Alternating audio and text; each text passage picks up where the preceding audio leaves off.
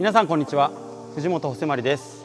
今日は腕の使い方、バドミントンでラケットを振る時に腕を使っていくんですけど、その時の、話をしていきたいと思います。で、昔よく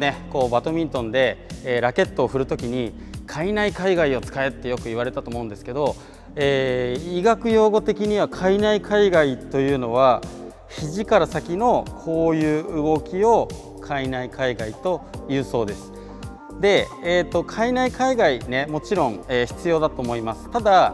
これだけだとどうしても強い球を打つのって、なかなか相当鍛えないと打てないと思うので、内旋外旋という部分、この肩のこういう動きですね。こっちが内旋、こっちが外旋になるんですけど、その内旋外旋の動きも含めて、腕を強化していくとよりいいかなと思います。で、よくジュニアの子たちがラケット素振りする、ラケットで素振りするってなった時にとか、こういう素振りをしてる人がすごく多いんですけど、私がですねマレーシアの小学生ですね、小学生のトップの選手を一時期ちょっと1週間ほど見る機会がありまして、でその時にマレーシアの子たちがこういうスイングは誰もしてなかったんですね。どっちかというとこういうスイング、こういうスイング、こういうスイングをもう小学生の段階からやってたんです。でそれを見た時に、あ、小学生からこれできるんだと、なんか僕は最初小学生って最初これから覚えて、中学生ぐらいになったらこういう動きを覚えてっていうふうに考えてたんですけど、もう小学生からできます。で今日本のトップの子たちも多分こういう打ち方普通にしてます。なので、こういう素振りよりも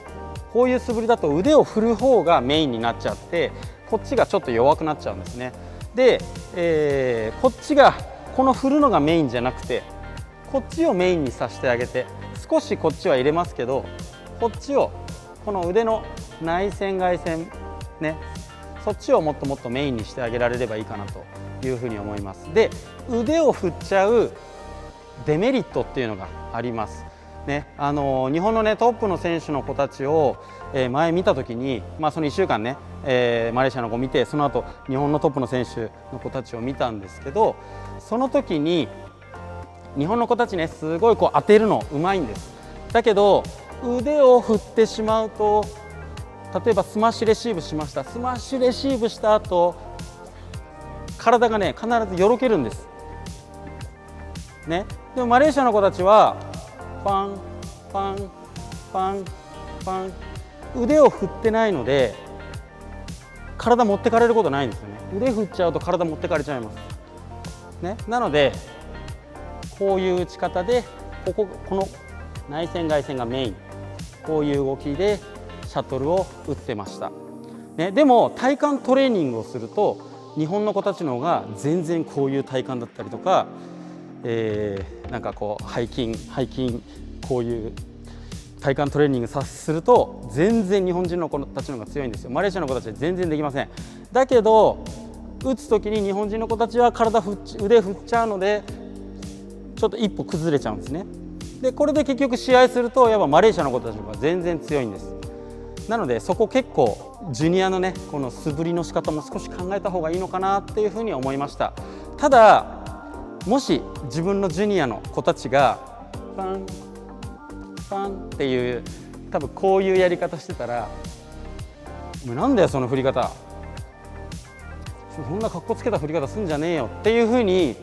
多分ちょっと前なら言われちゃうんじゃないかなと思うんですね。パンパンってこういうかっこいい振り方すると、